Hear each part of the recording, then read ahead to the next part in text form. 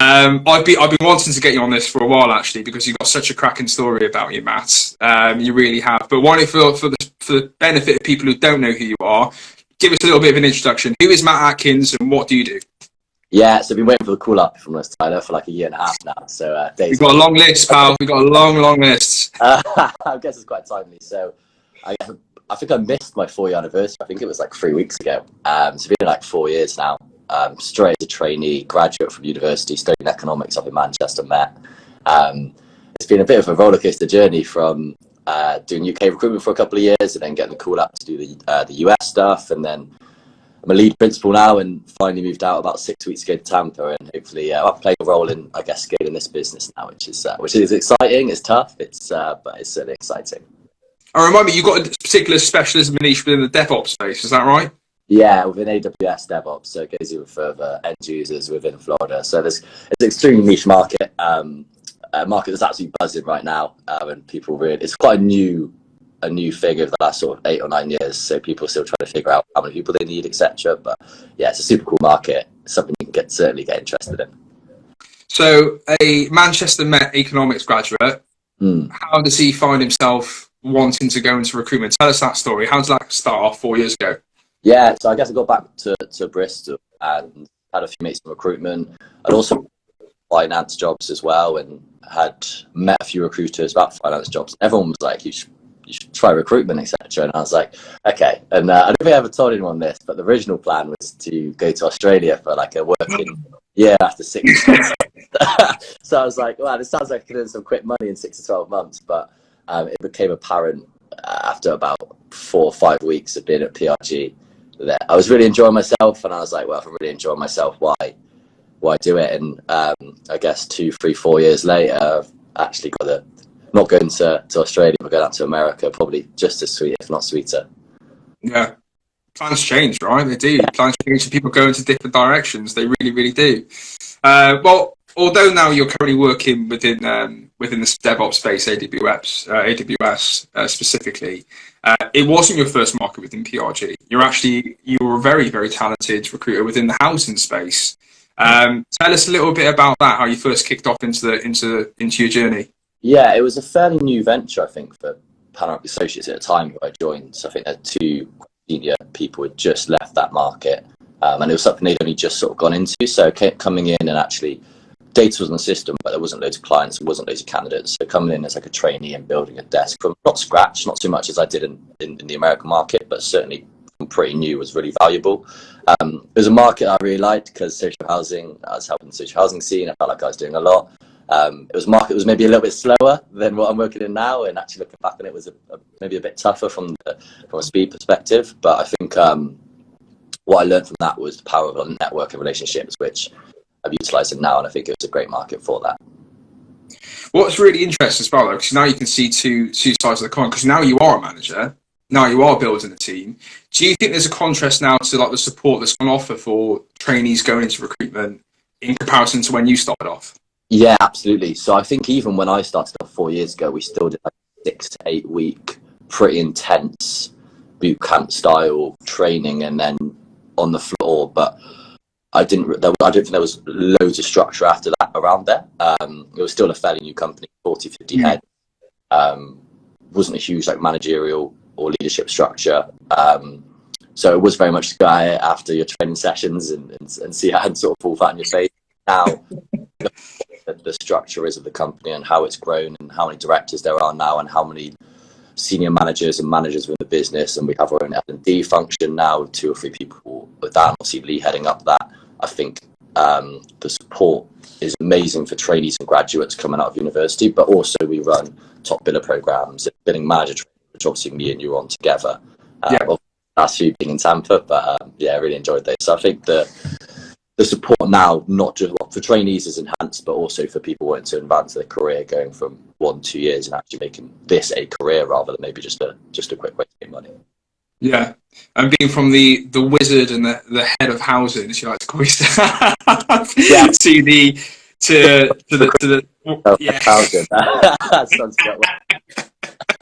to the to being part of Team Tampa and kicking that off. I know obviously there's a few people before you, like Matt, Sam and Els, for example, a couple of months before you joined. But tell us about that transition. Like, were you prepared for that call up? Were you prepared for that transition of going, okay, you're in it? Yeah, so it was actually a lot longer than people think. It wasn't suddenly like a clip, do you want to do this in October? Okay.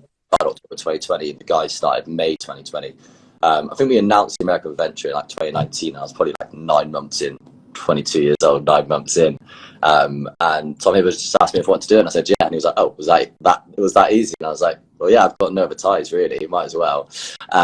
So fast forward a little bit, and it turns out that I haven't got enough years of experience for a visa. So that was tough being told that, because I really, really wanted to do this.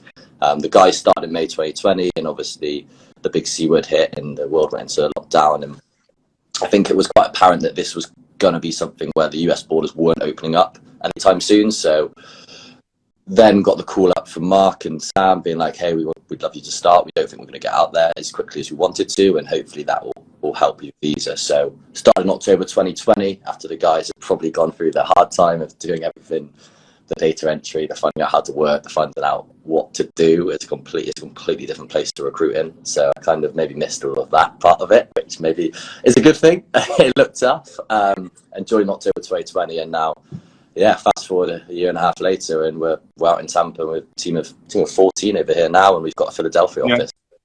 Yeah, it's pretty nuts, really. Yeah, it's growing rapidly, to be fair to you guys. You mentioned COVID? Did that affect it initially? I don't know, because it's like a new venture, right? Outside looking in, you're starting a new business in the midst of a pandemic. What was it like? I think for that, maybe that Sam and Elliot might be able to say better in that May period where it really hit. It hit like a month before, right? And everyone went into yeah. I can imagine that probably was quite difficult.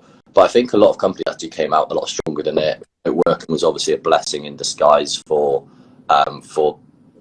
employees, but also the recruitment sector, right? We could pull people from anywhere rather than looking at people within 30 minutes. So Canada pool widened a lot.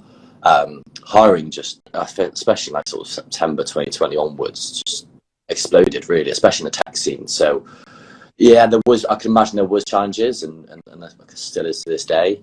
People wanted to get back to hybrid, and it's quite difficult now. So there's certainly challenges off the back of it. But I think in October when I joined, we really did. They did have a really good way of working, and it sort of showed because I came in and hit the ground running with that bloody phrase, and we started to do it right from then, really. So yeah, I think it was tough, but it also had its blessings as well.